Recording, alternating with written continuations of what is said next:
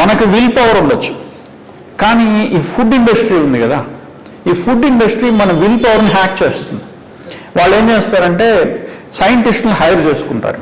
Food industry మనకు ఎంత will power ఉన్నా ఆ విల్ పవర్ని ఎట్లాగా హ్యాక్ చేయొచ్చు, అధిగమించవచ్చు అనేది ఆ సైంటిస్టులని సైకాలజిస్టులను పెట్టి వాళ్ళు పర్టికులర్ ఫాస్ట్ ఫుడ్స్ అనండి, ప్రాసెస్డ్ ఫుడ్ అనండి, ఇంకోటి అనండి, ఈజీ ఫుడ్ అంటే అట్లా చింపి తినేయడమే. అంటే ఎంత తింటున్నావో కూడా నీకు తెలిసేలోపు అది అయిపోతుంది. సో అట్లాగా మన ఈకో సిస్టమ్ తయారై కూర్చుందనమాట. సో మనం అబ్జర్వ్ చేసుకొని మనకి లక్కీలు ఏంటంటే ఇప్పుడు ఈ వేరబుల్ డివైసెస్ వచ్చినాయి, ఏఐ రాబోతోంది, ఏఐ కూడా హెల్ప్ చేయబోతోంది, కంటిన్యూస్ మానిటరింగ్ జరుగుతుంది. ప్రతి వాళ్ళకి నేను చెప్పేది ఏంటంటే మా పేషెంట్స్కి ఎవ్రీడే వెయిట్ చేయండి, ఎవ్రీడే వెయిట్ చూసుకోండి. మీరు అదొక హ్యాబిట్ చేసుకోండి. ఎందుకంటే మీరు లెటర్సే కొంతకాలం వెయిట్ చూసుకోలేదు అనుకోండి, ఒక ఫ్యూ పౌండ్స్ ఫ్యూ కిలోస్ పెరిగా అది తగ్గడం కష్టం మళ్ళీ వెనక్కి. ఎందుకంటే బాడీ ఏం చేస్తుంది, బాడీకి ఒక పెక్యులర్ బిహేవియర్ ఉంది మన అందరు హ్యూమన్ బాడీకి. వెయిట్ సెట్ పాయింట్ వెయిట్ అని ఒకటి ఉంటుంది అనమాట. అదేంటంటే మనకి టెంపరేచర్ ఒక పర్టికులర్ రేంజ్లో రన్ అవుతుంటుంది కదా. బయట చలిగా ఉంటే మనకి లోపల షివరింగ్ అయ్యి మన టెంపరేచర్ని అక్కడికి తెస్తుంది. అట్లానే వెయిట్ కూడా సెట్ పాయింట్ వెయిట్ ఉంటుంది అనమాట. అది టైం టు టైం మారుతుంది. అందుకని మీరు గమనిస్తే మనం కొంత వెయిట్ గెయిన్ అయిన తర్వాత అది ఎంత తగ్గిద్దామన్నా మళ్ళీ అక్కడికే వెళ్తుంటాం. మీరు చాలా మందిని గమనించి ఉంటారు, సెలబ్రిటీలు కానీ ఇంకొకళ్ళు కానీ 20 పౌండ్లు 20 కిలోలు మళ్ళీ వెంటనే అక్కడికి వచ్చేస్తారు. ఒక 1 year statistically also proven 80% of the people regain the lost weight within 1 year. Surgery చేసిన లేదు, వెయిట్ లాస్ సర్జరీలు చేసిన.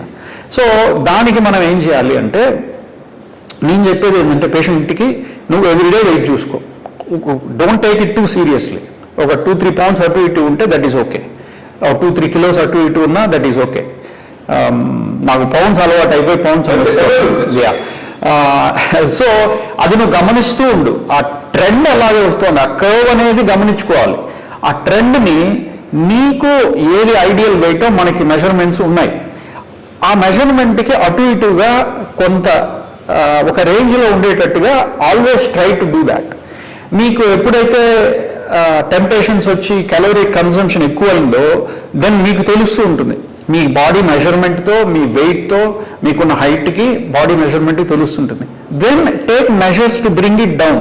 ఎందుకంటే కొంత దూరం వెళ్ళిపోయిన తర్వాత వెయిట్ తీసుకురావడం కష్టం, తీసుకొస్తే బాడీ సెట్ అయినది ఆ న్యూ వెయిట్కి మళ్ళీ అక్కడికి వెళ్ళిపోతుంది. అది మీరు ఎంత కష్టపడినా మళ్ళీ వెనకాలకి వెళ్ళడానికి ట్రై చేస్తుంది. మీరు మీకుండే ఆ డిజైర్స్ని ఎందుకంటే లైఫ్ అన్న తర్వాత మనం మన నాలుకను చంపుకొని ఎంతకాలం అని బతుకుతాం. ఇప్పుడు మీరు గమనిస్తే చాలామంది ఈ so called celebrities, nutritionist celebrities or ఈ సోషల్ మీడియాలో వచ్చిన వాళ్ళంతా ప్రతి వాళ్ళు అడ్వైస్ ఇచ్చేవాళ్ళు, మీరు ఇలా ఇది తినొద్దు, అది తినొద్దు, ఇది తినొద్దు, అది తినొద్దు అని. ఎందుకంటే మంచివన్నీ తినొద్దు అంటాం కదా, మేము కూడా చెప్తాం మంచివన్నీ తినొద్దు. కానీ దాంట్లోనే you have to figure out. అక్కడే మనకి యూజ్ ఏఐ, మీ ఇన్ఫర్మేషన్ అంతా దానికి ఫీడ్ చేయండి. నాకు ఏది సరైంది, నా వెయిట్ ఇంత, నేను I want to stay healthy, give me. ఎందుకంటే ఇంకొకటి ఏంటంటే మీరు మెడిటరేనియన్ డైట్ తీసుకెళ్ళి మనం తిన్నాం. ఆ మెడిటరేనియన్ వాళ్ళు మెడిటరేనియన్ డైట్ తింటారు. అది regional and seasonal variation. You have to put that into perspective. So మీ రీజియన్కి మీకు ఏది అందుబాటులో ఉంటుంది, మీ సీజన్కి మీకు ఏది కరెక్ట్గా ఉంటుంది, దాన్ని రీజనల్ సీజనల్ వేరియేషన్స్ని పెట్టుకొని మీ డైట్ని కంట్రోల్లో ఉంచుకొని ఈ యూజ్ టెక్నాలజీ. ఎందుకంటే మీరు డయాబెటీస్ రాకముందు 10-15 ఏళ్ల ముందే మీకు డ్యామేజ్ మొదలవుతుంది, ఇన్సులిన్ రెసిస్టెన్స్ అనేది మొదలవుతుంది. అప్పటి నుంచి మీకు డయాబెటీస్ వచ్చేసిందంటే అసలు చాలా డ్యామేజ్ జరిగిపోయినట్టే బాడీలో. దానికి రాకముందే మీరు చూసుకోవాలంటే మీరు కంటిన్యూ మానిటర్ చేసుకుంటూ బ్యాలెన్స్ చూసుకుంటూ ఉండాలి. జెనెటిక్ గా కూడా వచ్చే అవకాశం ఉంది కదా ఒబేసిటీ. అప్పుడు జెనెటిక్ గా ఉంటుంది, కాకపోతే ఏంటంటే genetic is only 5%. Genetic diseases that cause obesity is only about 5 to 6% అనమాట. Most of it is environment related. It's your own making. It's not so much a genetic issue. You don't making అంటే the society also makes you obese. ఎందుకంటే మీకు అందుబాటులో లేవనుకోండి, ఉన్నవి తింటాం కదా, మీకు unhealthy ఫుడ్డే అందుబాటులో ఉన్నాయి, మీకు బయటికి వెళ్ళే అవకాశం లేదు, మీకు ఏది ఉంటే అదే తింటాం. అండ్ ఆల్సో మీకు రిలేషన్షిప్ ప్రాబ్లమ్స్ ఉంటాయి, వర్క్ రిలేటెడ్ స్ట్రెస్ ఉంటుంది, ప్రాజెక్ట్స్ ఉంటాయి, మీకు ఏదో ఆర్థరైటిస్ ఉంటుంది, exercise. So this is so much that goes in to obesity అనమాట. అందుకని ఇప్పుడు కొత్తగా ఒజంపిక్ అని డ్రగ్స్ వస్తున్నాయి, సమాగ్లూటైడ్. అదేంటంటే ఆ మాలిక్యూల్స్ అనమాట. దాంట్లో నేను I'm also one of the principal investigators ఆ స్టడీస్లో. ఆ డ్రగ్స్ని that is a very interesting drug actually. అది చాలా, ఆ డ్రగ్ వల్ల మల్టిపుల్ బెనిఫిట్స్ ఉంటాయి. డయాబెటీస్, వెయిట్ లాస్, హార్ట్ డిసీజెస్కి వీటన్నిటికి ఉపయోగపడుతుంది. ఎందుకంటే చెప్పా కదా, ఫ్యాట్ లూజ్ అయితే మల్టీ ఆర్గాన్స్ ఇంప్రూవ్ అవుతాయి. సో ఇంతకుముందు మనం ఏం చేసేవాళ్ళం అంటే, ఈ డిసీజ్ ఒక ఆర్గాన్లో ఉంటుంది కాబట్టి ఆర్గాన్ని ట్రీట్ చేస్తే సరిపోతుంది అనేది ఉండేది. ఓవరాల్గా చేయాల్సి. ఇప్పుడు మీరు PCOD అని వినుంటారు, polycystic ovarian disease, polycystic ovarian syndrome. అదే ఓవరీస్ మీద బుడగలు వచ్చినాయి అని చెప్తారు. ఇప్పుడు దాని పేరు మార్చారు, poly endocrine metabolic ovarian syndrome. Poly endocrine, multiple endocrines involve అయి ఉంటాయి. Metabolic, it is not a organ problem, it is a metabolic problem, it is a whole system problem.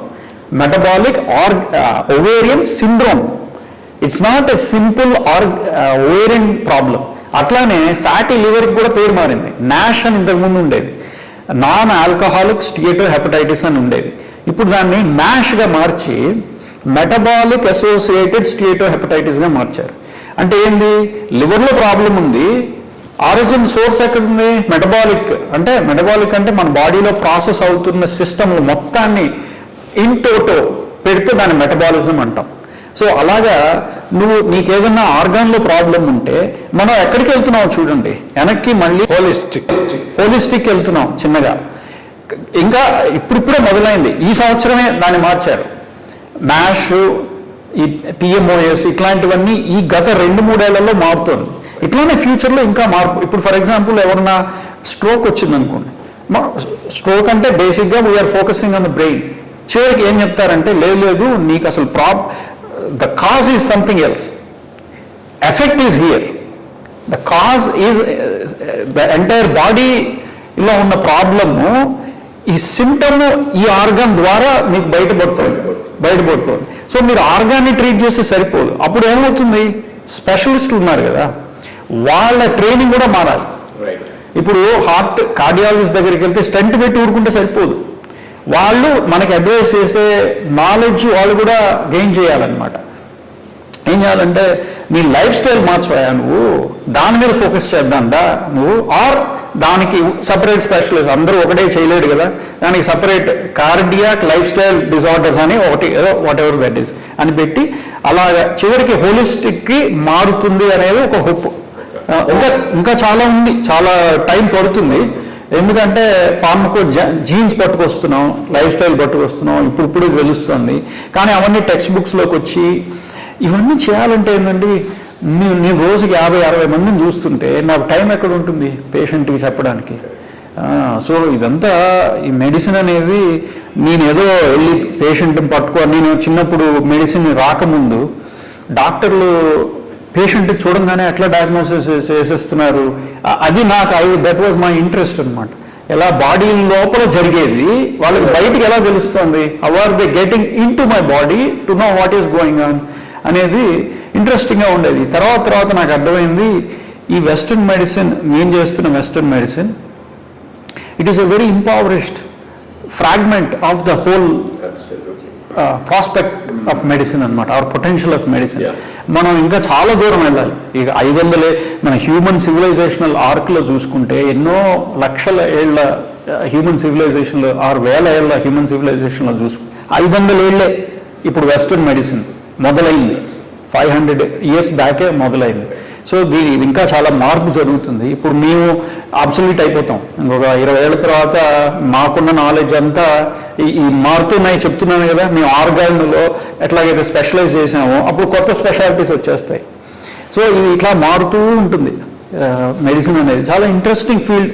I think medical స్టూడెంట్స్కి ఈ విధంగా training ఇచ్చి పేషెంట్తో ఎలాగ proper communication చేయాలి, వాళ్ళకి ఎలాగ అర్థమయ్యేలాగా చెప్పాలి, వాళ్ళ లైఫ్ స్టైల్ ఎలా మార్చాలి, ఇలా చెప్తే తప్ప మెడికల్ ఫీల్డ్కి వాల్యూ ఉండదు. డబ్బులు వస్తాయి, వచ్చేవేవో వస్తాయి.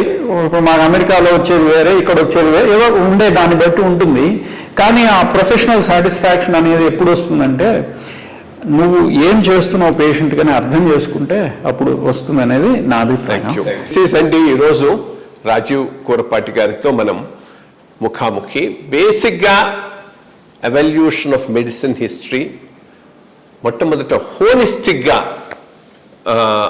ఎగ్జామినేషను, ఆర్ట్ సైన్స్ రెండు కలిసి ఉన్నప్పుడు తీసుకునేటటువంటి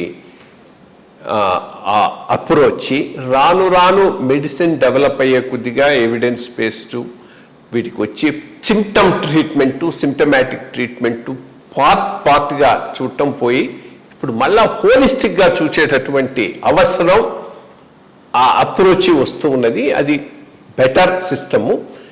ఈ మార్పులో ఆర్టిఫిషియల్ ఇంటెలిజెన్స్ రోల్ ఏంది, ఏ రకంగా ఇది హెల్ప్ఫుల్ టూల్గా ఉండబోతూ ఉన్నది, ఒక డాక్టర్కు ఉన్నటువంటి లైఫ్ లాంగ్గా వచ్చే ఎక్స్పీరియన్స్ కంతా మించినటువంటి experience at one point of time, at one go artificial intelligence ఏ రకంగా ఇవ్వడానికి వీలుగా ఉంటుంది. అది బోత్ పేషెంట్స్కు ఉపయోగపడవచ్చు, డాక్టర్కి ఇంకొద్దిగా బెటర్గా అడ్వైస్ చేసేటటువంటి అవకాశం ఉంటుంది. బట్ ఏదైనా కానీ ఆ హ్యూమన్ టచ్, హ్యూమన్ అనాలిసిస్ ఎప్పటికైనా అవసరమే.